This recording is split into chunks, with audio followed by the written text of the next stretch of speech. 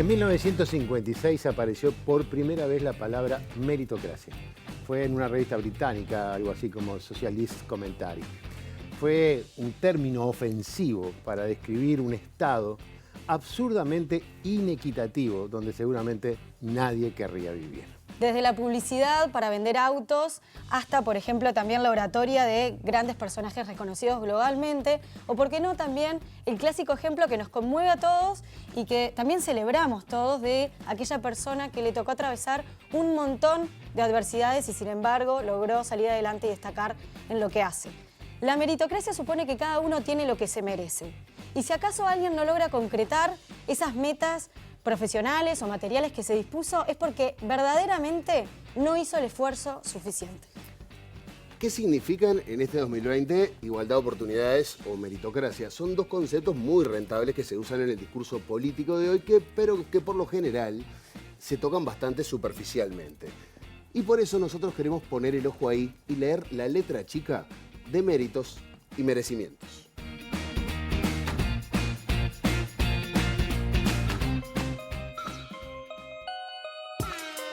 Bienvenido a la meritocracia, un mundo donde casi nadie tiene lo que se merece, porque no tenemos en claro quién poronga decidió el nivel de merecimientos, donde la gente que se la pasa pensando en cómo progresar y estar mejor, claramente no vive acá. Esta ideología convierte la desigualdad material en una sensación de superioridad personal. Con la misma lógica, se pueden relacionar a los fracasos y la pobreza como defectos personales. Estés donde estés, la meritocracia te convence de que mereces lo que tenés. Pregunta que le hago a los meritocráticos. ¿Qué mierda hizo el que nació en una situación desfavorable para merecer estar ahí? ¿Haber estado en el testículo izquierdo del padre que era pobre? Y aparte haber nacido en una situación desfavorable ya condiciona estructuralmente las posibilidades que hay de salir de ahí. ¿No oíste hablar eso de la meritocracia? Bueno, que gane el mejor, que gane el que se esfuerza más. ¡Ajá! ¡Que gane el mejor, que gane el mejor! Ganaste vos. Yo no. Y lo que Pero queda ganaste vos. que... Yo no. Bueno, pensamos en todo, ¿no es cierto? Pensamos en todo. Tenemos un programa que se llama Vos perdiste, conviví con eso. Se parece mucho a creer automáticamente que el que tiene es porque lo ha logrado, porque es mejor que el que no tiene. El tener es una bendición divina, dirían los calvinistas. Y justamente el sentido del Estado es socorrer a los que menos tienen. No importa por qué tengan menos, sino importa que tienen menos. ¿Te das cuenta que la meritocracia no existe cuando vas con una tarea tuya al colegio y va otro que se la hizo el padre y el otro se saca mejor nota que vos? Entonces ahí te das cuenta que tu mérito no sirvió para nada, tu esfuerzo no sirvió para nada. Porque de dónde venís y quién te ayuda atrás es lo que va a influenciar más tus resultados que el verdadero esfuerzo que haces. La meritocracia solamente sucede cuando se nace con igualdad de oportunidades. Y hoy no puede haber meritocracia porque en el mundo hay mucha gente que tiene menos oportunidades de arranque. Todo el mundo nace, tiene la posibilidad en este país de estudiar, de educarse. No. Sí, bueno, entonces venís a mí. Como nacés en una familia que está desarmada, en vez de arrancar para el lado de lo bueno, va para el lado de lo malo. Pero no existe esa posibilidad para todos, lamentablemente. Porque no la buscan, viejo, no la buscan. Seguramente. No la buscan. Nací así, no voy a la escuela, no voy a nada, y no hago nada, y todo el día pasa para arriba, no laburo. Alberto, no se lo puedo pedir a un gurí que su madre es prostituta, que su padre es chorro, que comen basura, que revisan basura, que pasan frío, que no tienen agua, que no tienen saneamiento, que están entre los bichos y la caca propia y ajena, que ya no, guacho. No, el sol salió para todo, andar a laburar, como sale Alberto. No tiene esa posibilidad. ¿Cómo voy a pretender analizarlo de la misma manera? Meritocracia creo que está muy apuntado a una clase alta que en realidad el único mérito que tiene es tener plata en el bolsillo. Creo que el mérito de cada uno es ponerle garra en lo que hace y las posibilidades a veces son justas o no, o a veces son fortuitas. Lo que tiene la lógica del mercado o la lógica capitalista, que esto es lo que levanta tanto la meritocracia, ¿no es cierto?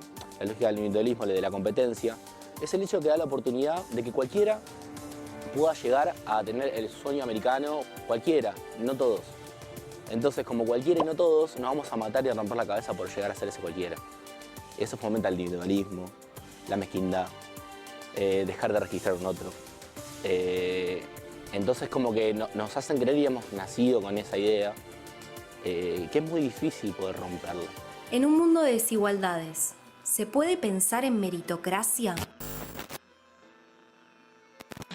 No para de toser, trabajando 12 horas, cobra 2 monedas al mes para mantener 4 personas. Y no hable de meritocracia, me da gracia, no me jodas que sin oportunidades esa mierda no funciona. Y no hace falta gente que labure más, hace falta que con menos se pueda vivir en paz. Mándale gas, no te perdás, acordate dónde estás, fíjate siempre de qué lado de la mecha te encontrás.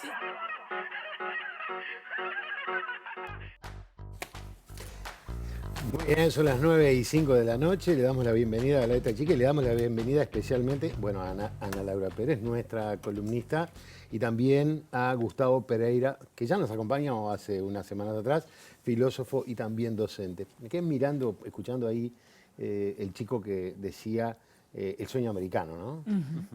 Y que es muy interesante porque más allá del sueño americano, los propios Estados Unidos, a través de algunas cosas, como por ejemplo las series de las que muchos nos hemos hecho adictos, muestran que, los problemas de la gente, ¿no? En Breaking Bad, por ejemplo, el tipo que es un brillante ingeniero, pero tiene una enfermedad, no tiene plata y tiene que salir a hacer drogas. O sea, cómo se dan todas esas situaciones contradictorias, aún en una sociedad que estimula el sueño americano, donde supuestamente todo va a ser bien. Pero bueno, Gustavo, hablemos del término, de cómo ha ido mutando conceptualmente, si es que ha pasado a lo largo de los años.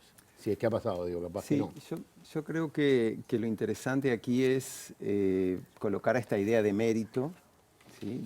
de mérito y merecimientos, como es el título del programa de hoy, dentro de lo que podríamos denominar como el paisaje normativo de la justicia. ¿Sí? Es decir, cuando hablamos de justicia, de aquello que nos corresponde o que nos garantizamos unos a otros, esta idea aparece. Y es una idea que justifica, por ejemplo, la desigualdad tolerable o la desigualdad, o a partir de la cual se puede llegar a justificar la desigualdad. Eso tiene como contracara una serie de circunstancias como las que veíamos recién en los videos, ¿sí? en la intro, que contradicen ese aspecto. Pero a mí me interesa especialmente comenzar haciendo énfasis en qué rol juega esta idea de mérito en la forma en que evaluamos nuestras instituciones. Por ejemplo, esta idea de mérito es lo que hace que el clientelismo político, que había sido institucionalizado, fuese criticado. ¿Sí? Que el acceder a un puesto en un ente público, por ejemplo, en Antel, en UTE, bueno, para acceder hace 30 años a un puesto de ese tipo, hacía falta tener una tarjetita. La tarjetita, claro. O ser amigo de, o el hijo de, o más acá en el tiempo, para acceder a un cargo de ese tipo, son necesarios hasta favores sexuales. Entonces, la idea de mérito tiene una fuerza normativa que nos permite criticar esas situaciones. ¿Sí? Por ejemplo, el clientelismo político. Y también la idea de mérito la encontramos cuando vamos a un concurso o cuando se proveen cargos en educación primaria o en la educación media o en la universidad.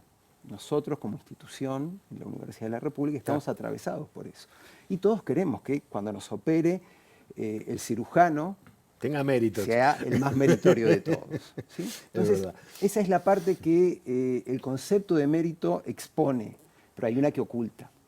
¿Sí? Y la que oculta es esta que veíamos recién, que a la hora de pensar en iguales condiciones para todos, bueno, las circunstancias sociales arbitrarias que afectan una porción enorme de la sociedad, colocan a esta idea de mérito en una situación como de parodia o de mímica o en un concepto vacío. ¿Qué es lo que es necesario para que esto tenga un poquito más de sentido? No para que opere completamente, pero para que tenga un poquito más de sentido. Bueno, lo que necesitamos es un conjunto de mínimos sociales, ¿sí? Es decir, que esta idea de mérito tenga un trasfondo material fuerte en el que se garanticen ingreso, en el que se garantice educación, en el que se garantice arreglos institucionales que excluyan estas posibilidades del clientelismo, la tarjetita o la manipulación. Entonces, la idea de mérito, si no va acompañada de estas cosas, es vacía. Si va acompañada de esto, pasa a tener un sentido normativo importante. Y hay algo que a mí me gustaría contarles o traer al programa. Hace un siglo, en 1920, Baferreira publicó por primera vez, había dado estas conferencias en dos ediciones anteriores, pero es en 1920, en 1920 que publica sobre los problemas sociales. Entonces Baferreira, el filósofo uruguayo más importante, con luz fundacional de la filosofía uruguaya, él presenta una fórmula, ¿sí?, para lo que podríamos denominar como la justicia social. Y esa fórmula consiste en garantizar mínimos sociales, y luego él dice, por encima la libertad. Lo que está diciendo Baferreira es que esa libertad, solamente es posible esa libertad que nos permite diferenciarnos cuando tenemos un conjunto de mínimos sociales, sino también la libertad es vacía, la libertad es una parodia. No, la ausencia de necesidad. Y en este vaciamiento de la idea de libertad, a mí me parece también bien interesante el traer a cuento algunas cosas que podemos escuchar en declaraciones, principalmente de algunos políticos, donde la libertad es reducida a la elección de una góndola de supermercado, como si eligiéramos una cerveza en lugar de otra. Y la libertad no es libertad, o es una libertad, reitero, paródica, si no tiene este sustrato material y si no tiene arreglos institucionales que la respalden. La tradición republicana cuenta con estos dos elementos como fundacionales, ¿sí? Harrington, por ejemplo, los dos elementos que coloca es la ley, es decir, las instituciones como creadora de libertad, y un mínimo social, material, para que el ciudadano pueda efectivamente ejercerlo. Entonces, esto podríamos decir que habilita, o estas consideraciones que tomamos de Baferreira, esto que Baferreira nos sigue enseñando hoy, que habilita a dar un contexto en el que la idea de mérito podría dejar de tener ese sentido fantasmagórico, vacuo, vacío, ¿sí?, paródico, que es el que tiene cuando lo presentamos como una carrera simplemente en la que todos están en igualdad de condiciones y claro, nadie está en igualdad de condiciones. Gustavo, otro punto interesante para analizar es los que generan en nosotros aquellos casos de éxito, los que vemos en las charlas TED, por ejemplo, ¿no?, donde situaciones realmente excepcionales de personas particulares alcanzan un éxito rotundo y está bien como factor de inspiración para motivar a muchos a que realmente se puede salir adelante, pero al mismo tiempo se corre el riesgo, me parece, tú me comentarás mejor, de instalar ciertos juicios sociales. Entonces, ¿nos emocionan, nos inspiran? ¿Cómo analizamos todo esto? Sí, ese tipo de narraciones tienen ese carácter inspirador, como vos decís, pero también lo que son es sumamente parciales, ¿no? Es decir, lo que tenemos es que probablemente estemos ante casos excepcionales.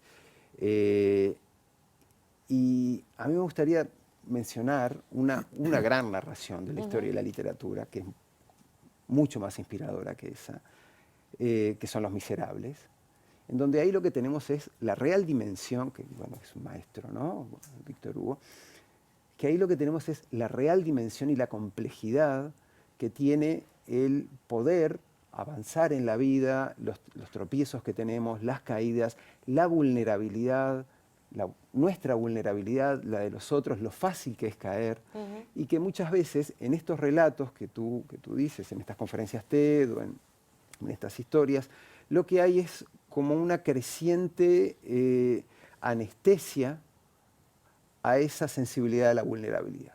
Y por lo tanto, en lugar de tener un comportamiento empático o de tener una relación compasiva con ese otro, bueno, lo juzgo diciendo que no se esfuerza lo suficiente, porque este que aparece ahí, sí se esforzó, el de la conferencia TED sí que se esforzó. Entonces, en estos relatos, la literatura nos enseña, la buena literatura, ¿no?, por supuesto, nos enseña muchísimo, y ahora cuando venía hacia acá, hacia el canal, me acordé de Los Miserables y de la complejidad de sus problemas, de las dificultades que atraviesan, y que esa es una gran enseñanza.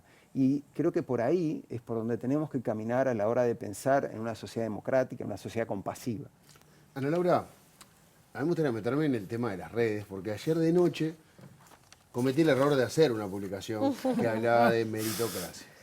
Y anunciando un poco lo que íbamos a charlar en el programa de hoy, Y yo, por lo menos particularmente, noté como dos tipos de mensajes muy claros. Uno era las personas que empatizaban, que decían, bueno, sí, no estamos en una situación igual. Hay muchas personas que ya lo tienen digerido, estos argumentos, es decir, no todos salimos del mismo lugar, por más que me esfuerce, seguramente solo no pueda. Y después estaban los que se sentían atacados de alguna manera, que necesitaban defenderse, que decían, bueno, pero si mi padre laburó toda su vida y me quiso dejar una casa y me quiso dejar una herencia, ¿por qué yo me tengo que sentir mal? Cuando en realidad yo lo que hago es, fue el esfuerzo de mi padre, y qué es lo que está mal de eso. Y creo que son los dos discursos más populares con este tema en las redes. ¿Por dónde viaja ese mundo? ¿Cuáles son los argumentos, digamos, de titulares que hay en la vuelta? A ver, yo lo que creo es que hay una idea de justicia, como una idea de justicia que subyace esos discursos que en realidad, voy a poner como un ejemplo, en realidad no es mío, ¿sí? Pero voy a poner un ejemplo como para que veamos algo que para mí es como muy, cuando uno lo ve así, toma otra forma. Pongámosle que hoy paramos todo y decidimos hacer los bebés que nacen de acá hasta el año que viene en el mismo momento, ¿no?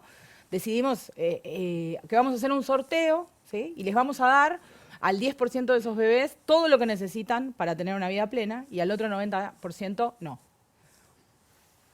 Eso, en realidad las chances que cada uno de esos bebés tiene de obtener eso, de estar en el 10 que gana, son las mismas. Por lo cual eso es justo. Pensemos que es justo, ¿no? En términos de meritocráticos, ¿no? No, es un sorteo. Exacto. Pero, ¿qué hacemos el día después con el otro 90? Ah, bueno, perdiste el sorteo. Como Seguimos. decía, ¿no? O sea, conviví con eso. Conviví, vos sos el pequeño. ¿A dónde voy? Sí, nadie dice digamos, que no tiene derecho el que dice me heredé una casa, pero como sociedad deberíamos pensar qué hacemos con el que no, qué hacemos con el otro 90. Si solamente, digamos, un poco esto del error también, de la caída, ¿no? De cuánto pagamos el precio de los errores propios o de los errores ajenos. Incluso si el punto de partida lo ponemos en 0 y todos corremos la carrera al mismo tiempo, hay alguien que se tropieza y se cae. Ah, jorobate porque te caíste. También ese es un análisis. ¿Cuál es el problema de caerse? ¿No? O sea, y si se cae, no deberíamos ayudarlo a llegar al final también. O sea, hay una idea de que si arregláramos todos salir del punto de partida juntos, eso sería justo. Claro, pero y tampoco. Al momento de sacarse las culpas, hay un discurso que dice, ¿qué culpa tengo yo de haber nacido privilegiado? Y del otro lado lo planteaba Darío, no voy a decir el apellido, lo planteaba Darío, decía, ¿qué culpa tengo yo de haber nacido en un contexto horrible? Exacto, de no haber ganado el sorteo. Si lo planteas en términos, por eso, ninguna. ¿No?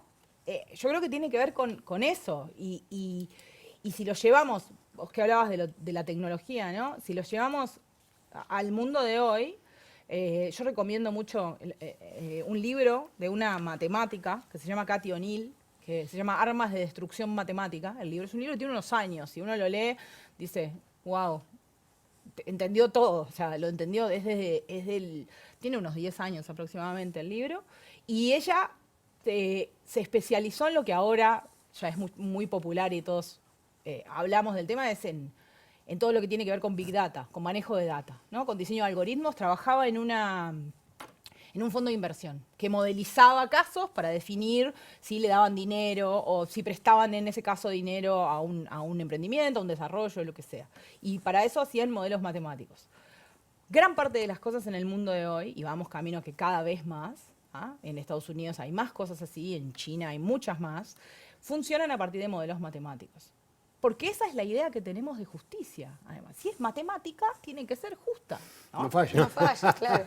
Exactamente. ¿Y qué dice Cathy O'Neil? Que es matemática y trabajó de eso y no lo hace más porque justamente lo explica en el libro, encuentra que no es justo, por ejemplo, una de las observaciones que hace es que cuando vos sos rico, tenés tratamiento boutique o personalizado. Llegás a determinados lugares. O sea que la tarjetita, en algún punto, sigue funcionando. No así, pero vos tenés acceso, vos podés mostrarte, vos podés salir del número, vos tenés con quién hablar, convencés desde criterios más blandos, incluso, para que te presten plata, para que te den dinero para hacer un emprendimiento, para un montón de cosas que se deciden con un algoritmo. Entonces, cuando uno diseña un algoritmo, una de las cosas lo que ella dice es que una cosa que se castiga es al pobre, porque el pobre se mide mucho más desde lo estadístico porque no llega al que diseñó el algoritmo. Y lo otro que ella dice es que los algoritmos tienen unos niveles de opacidad muy altos. Vos no sabés cómo funciona el algoritmo del banco que decide si te presta plata para comprarte una casa o no. No sabés porque no te lo cuentan, y porque es como la fórmula de las bebidas cola, pero además porque muy probablemente no tengas la capacidad, el entendimiento, el conocimiento para comprender cómo se estructura un algoritmo. De nuevo, cuanto menos acceso tenés a educación de calidad, a un montón de cuestiones que te hacen acercarte a poderlo entender, menos armas tenés para defenderte de un algoritmo opaco.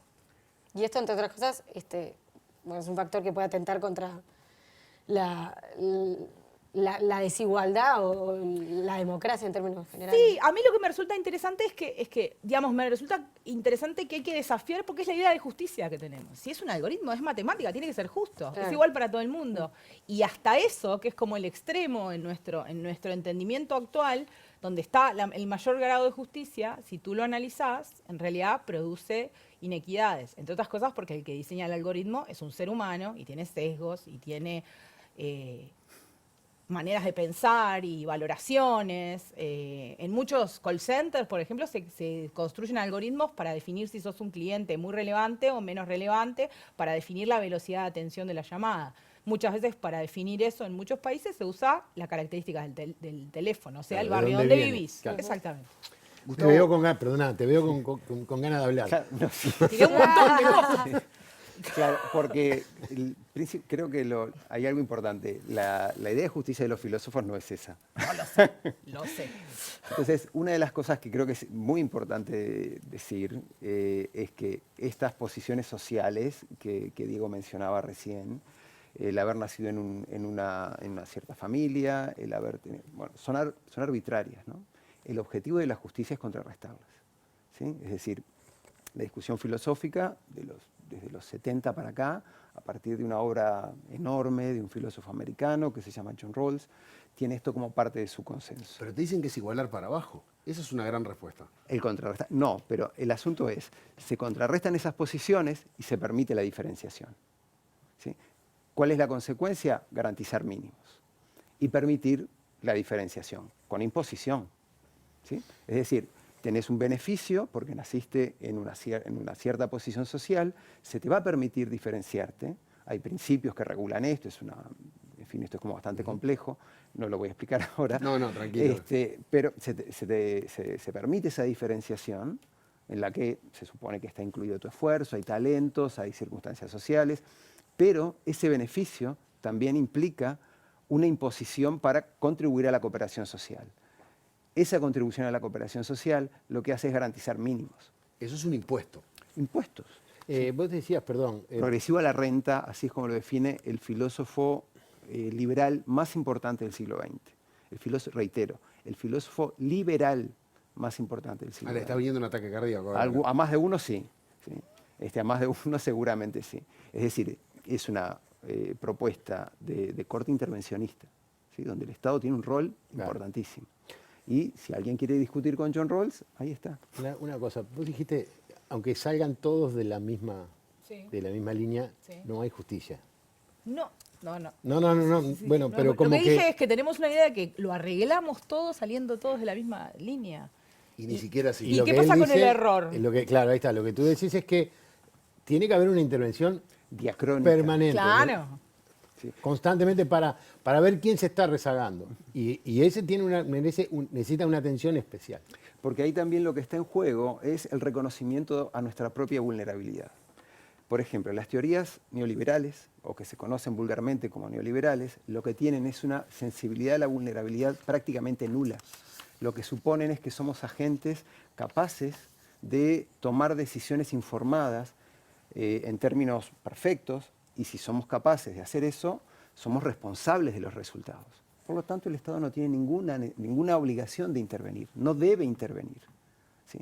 Sin embargo, estas teorías, como la que acabo de mencionar, estas posiciones liberales igualitarias, lo que tienen es una mayor sensibilidad a la vulnerabilidad, y esa mayor sensibilidad a la vulnerabilidad lo que habilita es una intervención diacrónica, es decir, a lo largo del tiempo. nos pueden pasar accidentes, podemos perder nuestras habilidades, podemos quedar obsoletos y la sociedad tiene la obligación moral de compensarlos. Y tiene la obligación moral porque todos somos igualmente dignos. ¿Sí? Me voy a poner en abogado del diablo. ¿Por qué? Porque yo que, bueno, mi familia durante muchos años acumuló riqueza y vivimos bárbaros, ¿por qué yo tengo que mantener vagos que se compran celulares? Que agarran un peso y se compran un celular o se compran un par de championes?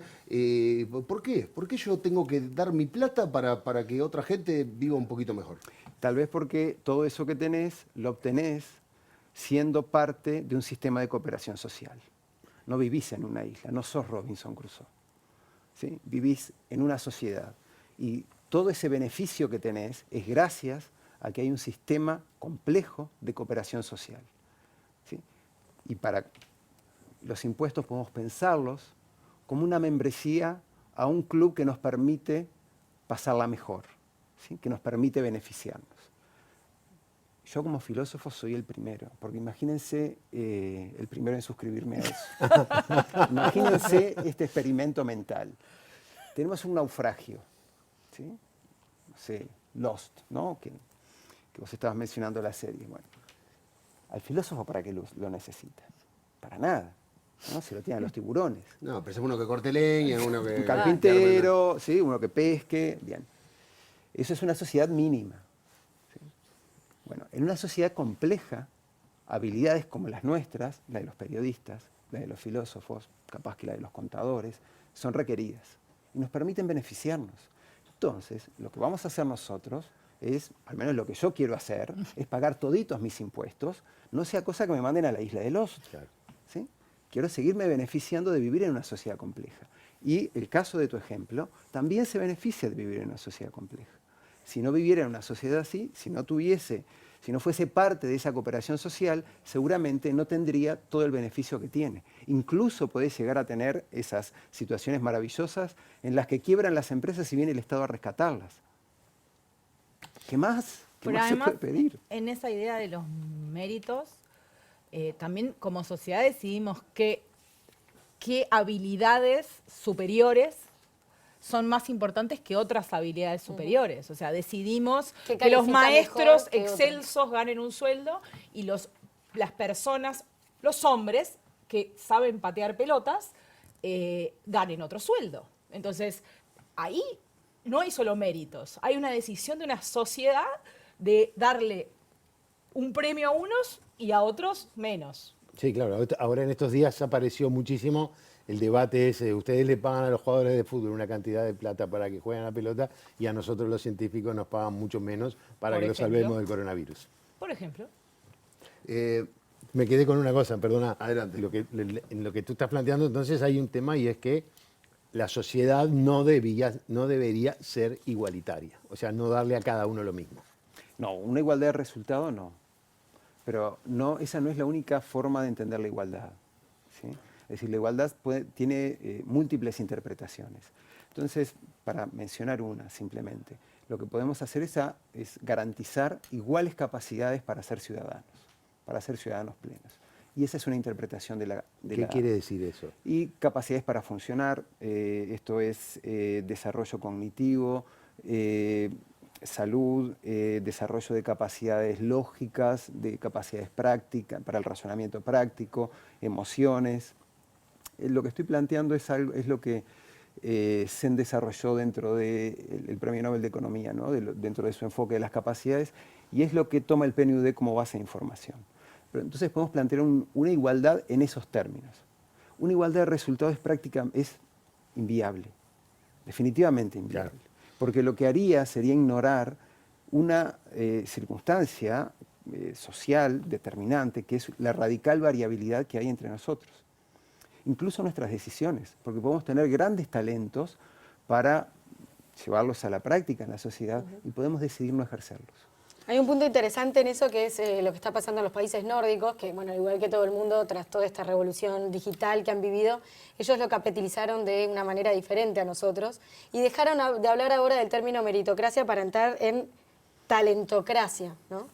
Que implica Ana, vos nos podrás explicar mejor, pero esto de cuál es el talento que tengo para volcar a la sociedad y generar un valor. ¿Qué tan lejos estamos en el sur entonces de acercarnos a esta filosofía? Igual, creo que estamos lejos. Igual, yo insisto, como decía él, vos podés elegir no darlo ese talento, vos podés elegir no entrar a la sociedad desde ese lugar. Y después también hay algo que es como que subyace cuando uno hace este análisis, es, y si no tenés talento, y si no sos excelso, y si no sos superior. Sos un inútil. En el más amplio sentido de la palabra. Te echan de la isla. ¿Hay alguna Creo que posibilidad? la idea es no dejar a nadie atrás, ¿no? Claro. Hay una idea que viene de Kant, que es la idea de dignidad, ¿no? Kant dice que en el reino de los fines todo tiene precio, pero lo único que no tiene precio y tiene valor es la persona, ¿sí? Y eso es dignidad, esa es la dignidad. Entonces, a la hora de pensar en las contribuciones a la sociedad, creo que tenemos que pensar en maximizarlas, en poner los mejores talentos de la sociedad al servicio de ella y al servicio de todos nosotros. Pero no podemos dejar a nadie atrás. ¿Sí? Yo creo que eso es algo que es inaceptable. Principalmente por eso, porque somos seres en sí mismo valiosos. Y la idea de derechos humanos está articulada a partir de esa idea de dignidad. Ahora, había una gráfica ahí donde ponía a la gente de bien y a la gente de mal, donde claramente la gente de mal eran los pobres y la gente de bien era la gente que estaba más acomodada. Pasa todo a ser una decisión moral, ética, de vida, más que una decisión de Estado o lo que sea, porque en realidad es el no querer dejar a nadie atrás o el tratar de igualar, por lo menos con mínimos, como vos planteabas, es una decisión política que tiene mucho de moral, de ética, sí, de empatía, de amor, que no son cosas que uno escucha habitualmente en un Estado. El Estado no habla de amor, no habla de esas cosas. Capaz que se le está pidiendo a un sistema político que muchas veces está tentado a manejar un país como si fuera una empresa, a que tome en cuenta, por ejemplo, el amor hacia los demás. La fundamentación de este tipo de concepciones es una justificación moral, ¿sí? Esta idea de dignidad es una idea moral. Y lo que yo cité es uno de los trabajos más influyentes en la historia de la filosofía moral. Entonces, claro, lo que hay que preguntarse es si un Estado debe ser administrado como una empresa o debe ser administrado como un Estado.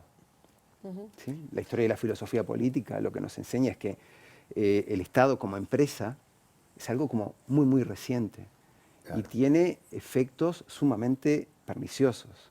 Porque, claro, tiene las consecuencias estas de justificar dejar a alguno atrás. Gustavo, la última para cerrar y ya irnos. No, digo, sí, pero digo, explica claramente, hay que dejar gente atrás. ¿Sí? Porque si hay, cuando vos te planteás que tengo que achicar, bueno, implica que para achicar tengo que dejar a los que están en los bordes afuera. Sí. ¿No tiene ningún atributo positivo toda la filosofía de la meritocracia?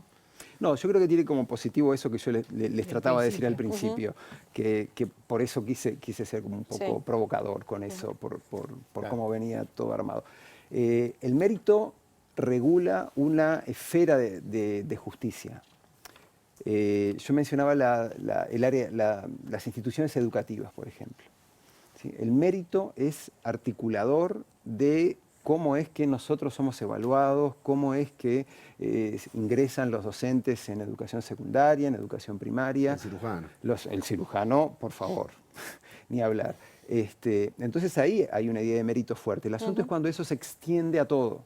Entonces uno de los problemas centrales de la justicia, una de las cosas más difíciles de entender es que la justicia los conceptos tienen alcance, ¿sí? Y que se circunscriben a ciertos contextos y funcionan bien en ciertos contextos.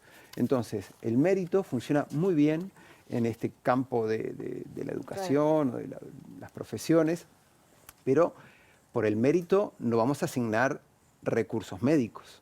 Si alguien necesita un trasplante, yo no se lo voy a dar a Radi, por más que sea un científico excepcional.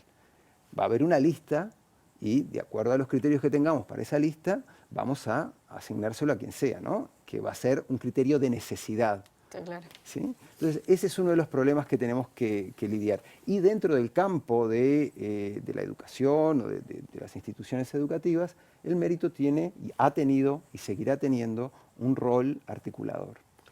Muy bien, Gustavo, muchas gracias. Tenemos gracias que seguirla porque, ¿no te parece? Sí. Tenemos que volver a seguir hablando de esto porque nos quedan muchos temas por el camino. Así que, Gustavo, muchas gracias. Ana Laura, muchas gracias. Y seguimos adelante. Ya venimos. Para de crecer, somos de los pocos locos que andan buscando placer. Y aunque quieran vernos rotos, nos damos abrazos a torcer. No para de toser, trabajando 12 horas. Cobra 2 monedas al mes para mantener 4 personas. Y no hable de meritocracia, me da gracia, no me jodas. Que sin oportunidades esa mierda no funciona. Y no hace falta gente que labure más. Hace falta que con menos se pueda vivir en paz. Mándale. Modo incomprobable en términos cuantitativos. O sea, ¿cómo se comprueba el esfuerzo? Como para justificar qué, además. ¿Cuánta gente que ustedes conocen se rompe el culo en lo que hace y sin embargo, dada la estructura social en la que vivimos, no alcanza, pero ni por lejos, no solo el objetivo que se da, sino lo que se entiende como un objetivo, digamos, de, no sé, de ascenso social o de mejor calidad de vida en el orden social en el que vivimos? Pensar el mito de que el que se esfuerza siempre logra su objetivo, me parece que lo que encubre ahí es la necesidad de una política social concreta que de algún modo habilite a que todo el mundo tenga su oportunidad. Y un último punto. ¿Y al revés?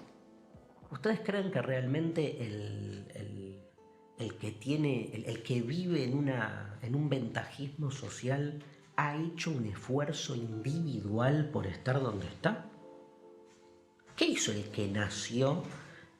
O sea, ¿qué hizo aquel que vive o nació en un hogar de cierta ventaja social para merecerse lo que tiene? Haber estado de casualidad, no sé, su alma estuvo de casualidad en el momento en que su madre y su padre lo concibieron. Digo, de mérito no tiene nada. O sea, no hay manera de justificar ahí el mérito individual. Uno puede hacer toda una filosofía meritocrática de la herencia, puede ser. Pero no se olviden que la meritocracia pone el acento en el mérito individual. Habría que revalidar, si así fuese, cada vez que nace una nueva generación, lo que hasta ese momento su familia consiguió. Me parece que ahí hay realmente una necesidad de repensar el tema desde otra perspectiva. 19 minutos faltan para las 10 de la noche. Voy a ver si lo digo bien, porque la otra vez lo dije mal y me criticó él. Es Steinreiber. Lo dije bien. Es dificilísimo decir el apellido de Darío. Decía Darío, Ricardo.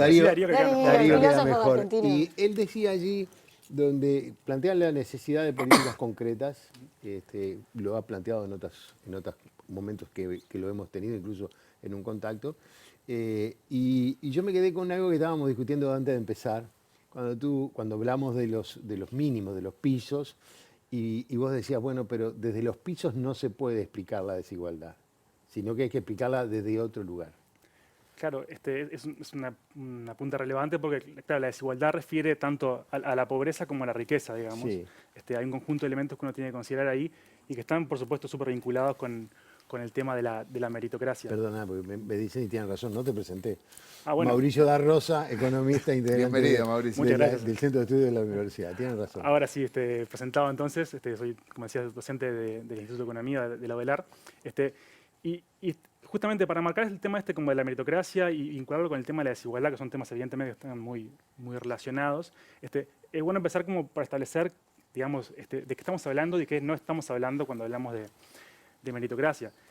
Evidentemente, cuando uno problematiza el tema de la meritocracia, cuando uno quiere ponerlo como en cuestión, no estamos cuestionando que haya ejemplos, como al principio decían en el tape o en la presentación, de individuos que a través de un conjunto de mucho esfuerzo pasan de ser, no sé, el barrendero de la empresa al gerente general. Hay evidentemente casos de tipos, son incontestables desde el punto de vista empírico, eso sucede efectivamente. Uno tampoco está cuestionando que la gente que está en los estratos sociales superiores, que tiene realmente mucho ingreso, mucho patrimonio, sean gente que sea esforzada, talentosa, que meta mucho empeño, que esté muy formada. Tampoco se cuestiona eso, y muy en particular no estamos cuestionando, en general, el valor del esfuerzo y el trabajo como mecanismo de autosuperación personal. No ese es el punto. Evidentemente, si dos personas iguales, con iguales condiciones, que enfrentan los mismos desafíos, una se esfuerza muchísimo, mete empeño, se levanta temprano, es organizada, disciplinada, obviamente es muy probable que le vaya un poco mejor la vida que la que tiene un comportamiento distinto. Uno lo sabe con el trabajo de uno mismo. Si uno le pone más empeño, más cariño, evidentemente tiene más chances de que le vaya mejor la vida. Esto va de suyo, es de perogrullo casi. Lo que estamos discutiendo es otra cosa que es distinta, y es si las desigualdades que uno observa en el esfuerzo, en el talento de las personas, que efectivamente existe porque somos personas distintas, somos seres humanos diferentes, si esas desigualdades que uno observa ahí pueden explicar las desigualdades económicas que uno luego observa en los datos. Y ahí está la pregunta relevante, no en el caso puntual, sino si estas desigualdades de esfuerzo y talento pueden explicar las desigualdades que luego vemos a nivel agregado. Y ahí vale la pena repasar algunos datos como para empezar a tirar de la piola sobre distribución del ingreso, en particular en Uruguay.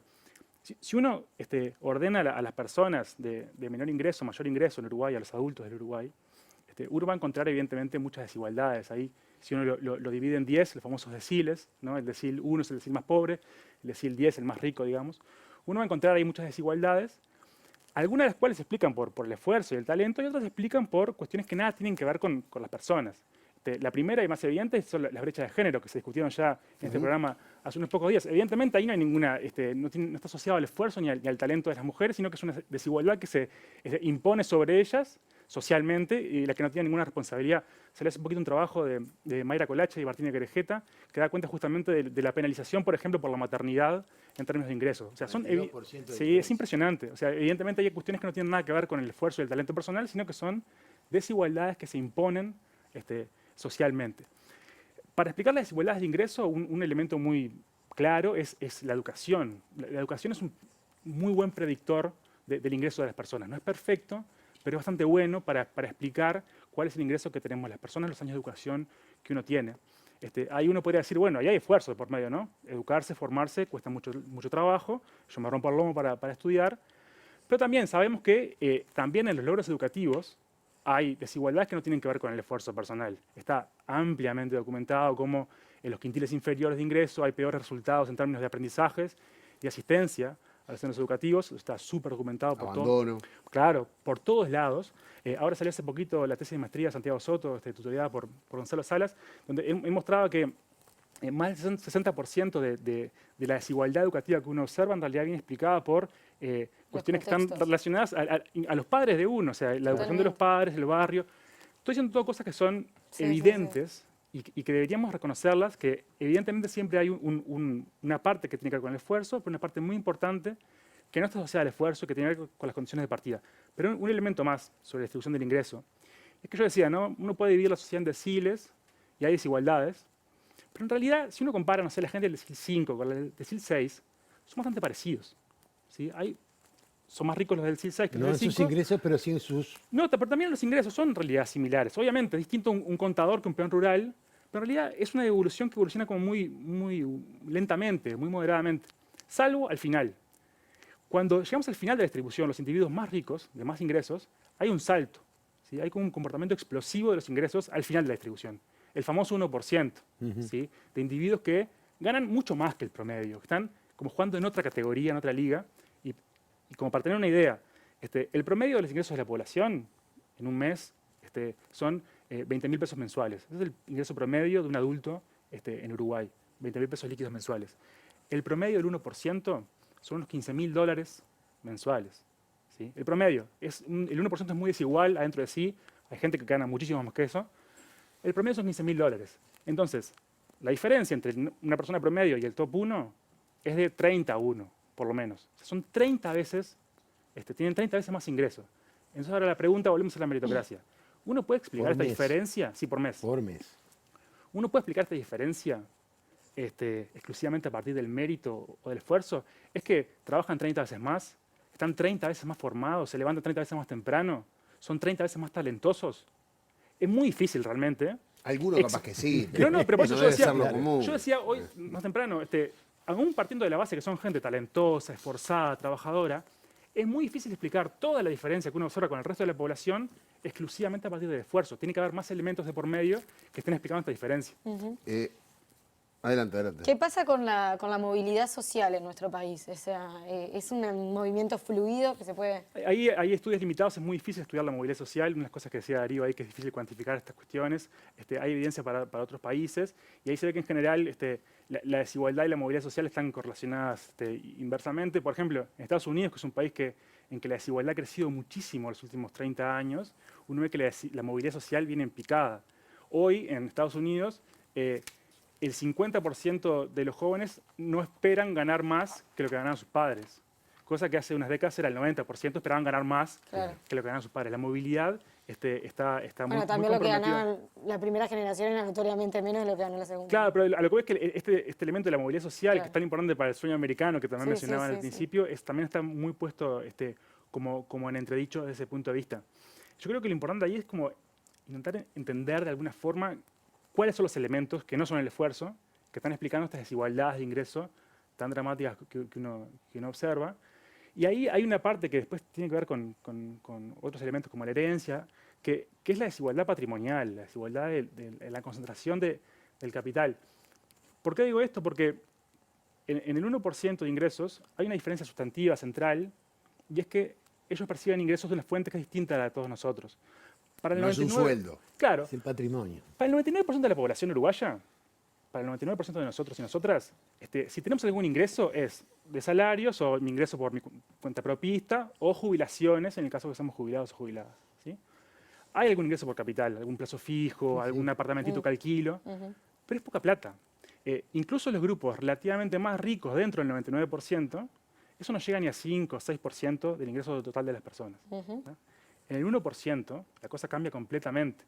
El 40% del ingreso viene del capital y en el 0,1% del 70% viene del capital. En el 0,1% más rico. De ese 1, el 0,1. Como el decil más rico del 1%. Los mejores. Ahí los más esforzados. El 70% viene del capital, en particular de las utilidades empresariales. ¿Y por qué traigo esta colación en una discusión sobre meritocracia?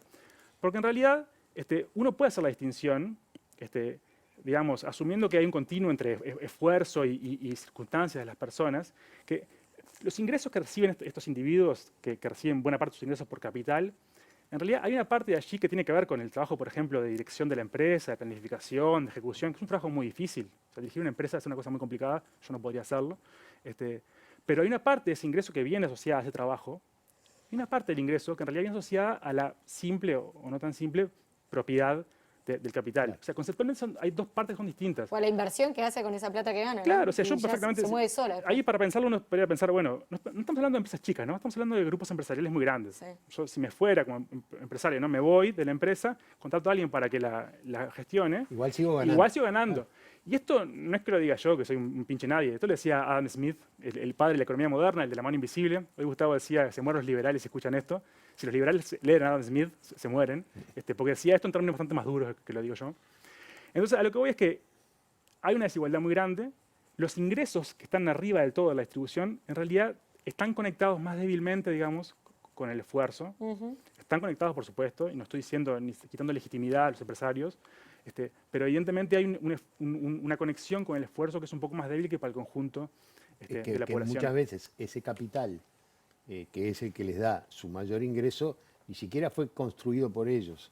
Es el capital heredado o acumulado en años, que es una cosa, capital de años, en tiempo que bueno, de familias que vienen... Bueno, pero tampoco vamos a hacer, como decía Darío, de cada año o cada generación, decir, bueno, arrancamos de cero, no te corresponde nada. No, lo que digo yo es que muchas veces ni siquiera tienen el mérito de haber construido el capital. Pero eso en realidad se aplica a toda la sociedad, lo que pasa es que a menor escala.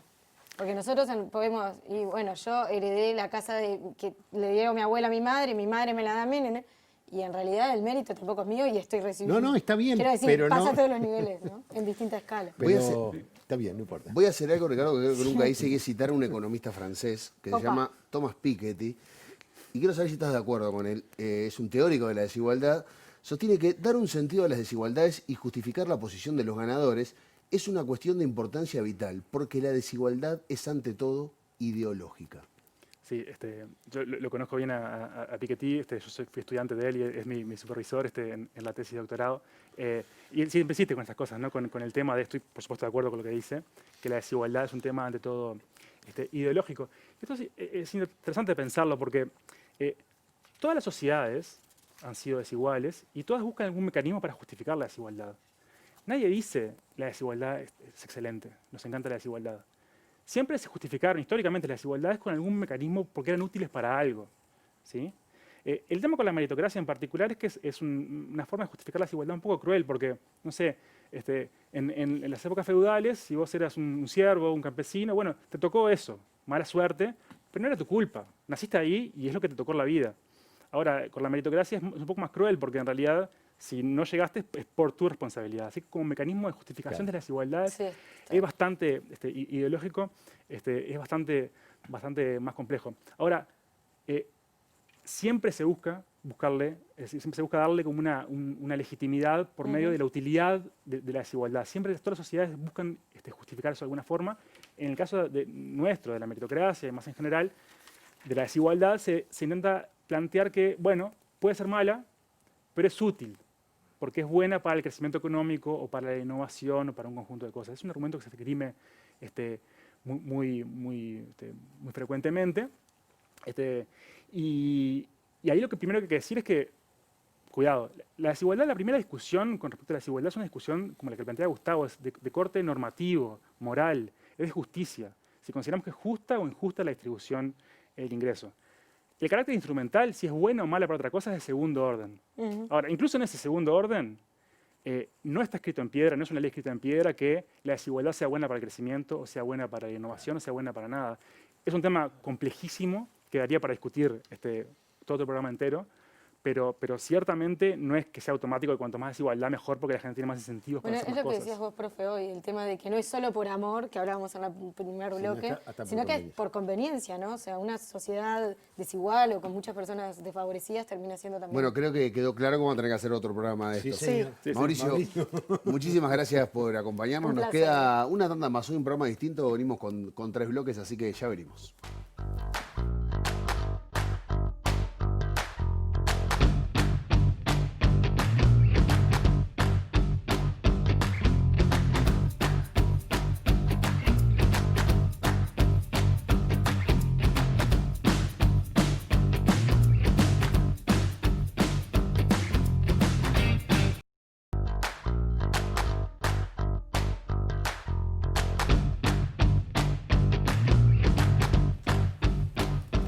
Son las 10 de la noche, nos vamos al barrio montevideano de Casabó para recibir al padre Leonel Burone. Padre, ¿está allí? Bienvenido, gracias por recibirnos.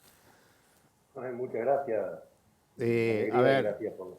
los datos que me dan. La Casino de nacimiento anduvo por varios, Casaballe, Marconi, Borro, 40 semanas, Barrio La Valleja y ahora Casabó. Estuvo en el movimiento Tacurú. Y su experiencia lo marca claramente como una persona que nos puede ayudar a desentrañar este fenómeno de la meritocracia en estas realidades en las cuales usted ha estado trabajando durante tantos años. Bueno, ojalá. Ojalá podamos. Lo vamos a intentar. Lo vamos a intentar. Padre, ¿cómo usted desde su óptica... trabajando con muchos jóvenes, con muchos niños, esto que se habló durante todo el programa, lo de arrancar desde diferentes lugares, con diferentes realidades, el hecho de que le endilguen a uno el poco esfuerzo a no triunfar en la vida, ¿cómo se relaciona usted con gente de barrios en contexto crítico y con este deseo de éxito, por decirlo de alguna manera, y la frustración de no lograrlo? Bien, habría diferentes enfoques, ¿no? Pero yo creo que toda persona, todo ser humano, y más en tiempo de individualismo, aspira al sentido y aspira al ser alguien, ¿no? Es muy difícil tratar de hablar de los jóvenes o de la gente de los barrios porque hay una inmensa diversidad, ¿no? Y un montón de perspectivas de vida, de historias de vida. Entonces, a veces de algunos lugares, como que se meten en una bolsa, ¿no? Entonces, la población o los jóvenes o la gente de estos lugares, ¿no? Que normalmente los miramos de lejos y como que proyectamos determinados también como signos, como esquemas, como estereotipos. Entonces, venía escuchando ahí un poco que me pude enganchar en esto del mérito. Y claro, no todos parten del mismo lugar, ¿no? No todas las personas parten del mismo lugar.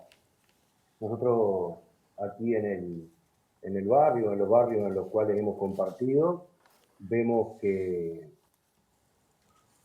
hay un montón de gente que está atravesada por el estigma, ¿no? Que está atravesada por el estigma de una sociedad que no lo conoce o que las conoce por los medios de comunicación o por ese paradigma o por ese prototipo que tiende a ser injusto, ¿no? Hablamos a veces de poblaciones o sectores vulnerables. Y no son sectores vulnerables. Todos somos vulnerables a algo, todos tenemos vulnerabilidad. Lo que sí hay es una fuerte vulneración de muchos de los derechos, ¿no? Que impiden acceder a determinados bienes que por otro lado la sociedad se pone como lo esperable, ¿no? O sea, vivimos en una sociedad de consumo, donde el consumo tiene un arraigo muy fuerte, porque además se produce esto, ¿no? Padre. Entonces, te pongo metas a las cuales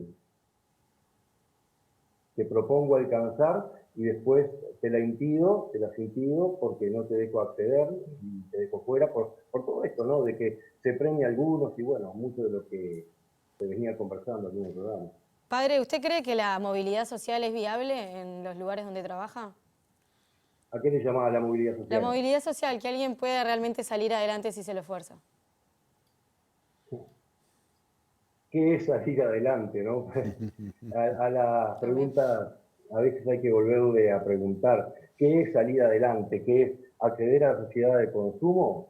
¿Es poder encontrar un sentido a la vida? ¿Es poder desarrollarnos socialmente, comunitariamente, como colectivo, como comunidades? A veces es salir adelante justamente en esto que venía queriendo o intentando explicar. El salir adelante salir adelante significa tener éxitos o tener acceso a determinados bienes, ¿no? Tener acceso a determinadas cosas, a determinado consumo. Y salir adelante para muchas personas de nuestros barrios, y ahí está la resistencia, y está la capacidad de resistencia, porque más allá de todos estos derechos vulnerables, todas estas imposibilidades, yo acá me encuentro con gente que es maestra de vida, pero no es un título lindo, ¿no? Gente que de verdad es maestra de vida, ¿no? Porque hay mucho más que carencias, que son reales, como dice ahí el letrero, mucho más que carencias, hay calidad, hay profundidad, hay valoración de la vida, hay cercanía como no se da en otros lugares, hay vecindad, hay solidaridad, justamente en este tiempo en que estamos viendo toda la realidad social y todo lo que provocó la pandemia. Todos estos barrios se han caracterizado por salir a hacer de frente y por pensar en el nosotros, completamente, o entre otras cosas de las ollas populares que se han organizado. Son ollas populares que son llevadas adelante por la misma gente de los barrios, no es una canasta que te viene de alguien de otro barrio que puede y que tiene posibilidad y que con buen corazón te arrima una canasta de determinadas cosas. Aquí ves la misma gente desocupada que está complicada para mantener la olla propia de la familia todos los días, que sale a encontrarse. Entonces, cuando llamamos como carenciado, cuando llamamos como vulnerable, como determinante, estamos viendo una partecita y la estamos mirando de lejos. Que no quiere decir que sí, que hay muchos derechos y posibilidades de acceso que están vulnerados. Padre, pero también, y ahora le voy a pedir que me diga cómo se puede colaborar con la gente de Casaboy, con estas ollas que siguen funcionando en base al esfuerzo del barrio. Pero también hay un discurso instalado, lamentablemente, que se le puede decir el consumismo del pobre. O sea, muchas voces que se levantan cuando dicen, mira, este loco no tiene para comer y se compró un celular. O mira, este loco que vive en tal barrio y tiene una televisión gigante, que no sé cuánto. O sea, de alguna manera, vos decías que la sociedad te muestra un modelo y después no te deja llegar a él. Y todavía te critican cuando vos intentás llegar si sos pobre. O sea, con esa realidad también se convive en los barrios más humildes de Montevideo. Sí.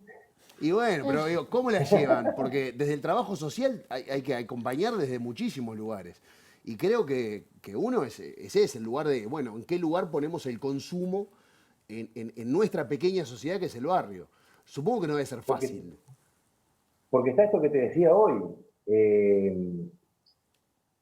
Necesito, y la sociedad y los medios de comunicación, y también ahora las redes, a mucha de la gente del barrio, porque no es toda, no podemos embolsar o encajonar la gente del barrio, la gente del Casaboy, la gente del Casabate.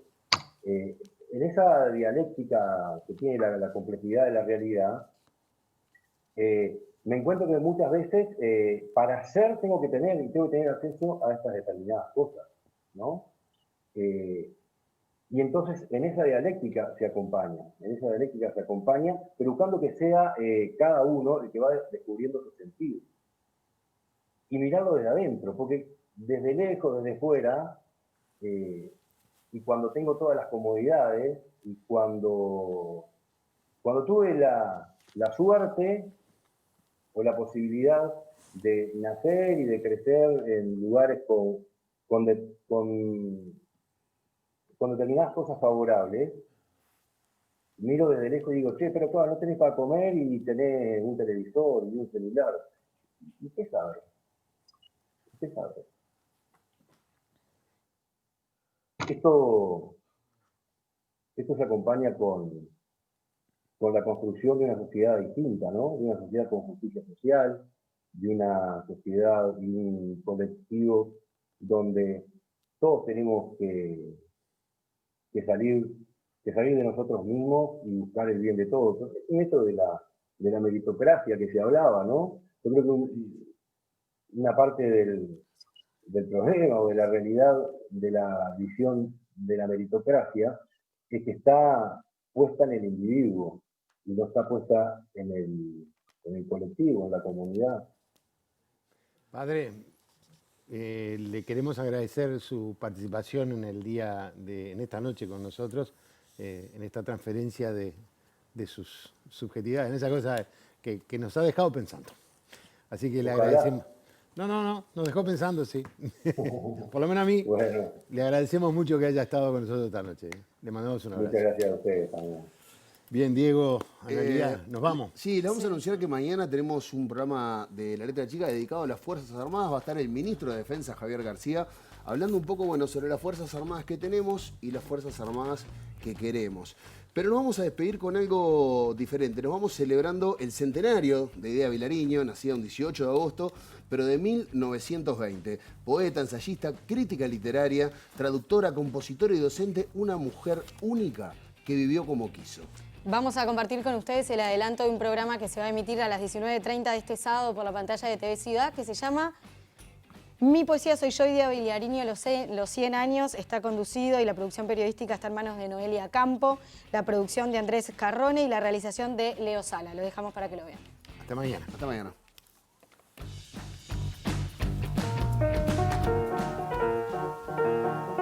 Gran poeta, docente, traductora, tuvo una militancia política. Algunos de sus grandes poemas son como tangos, tienen esa sensibilidad y esa temperatura de emoción. Era una literatura muy coherente y unánimemente respetada. Uno de sus primeros poemas fueron a una ave muerta. Era muy graciosa. Nadie se puede imaginar lo que yo me he reído con esa mujer. Tenía una gracia especial y esa faceta no mucha gente la conoce. Era una femme fatale total, ¿no? Entonces entraba ella y ¡pah! Eso lo cabana apuntaba todo para ahí, ¿no? Acá tengo algo que guardo así, con todo mi corazón, que es una cartita que ella me mandó. No volveré a tocarte. No te veré morir. Es tremendo.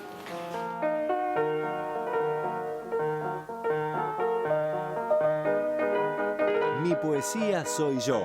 Idea Vilariño, 100 años.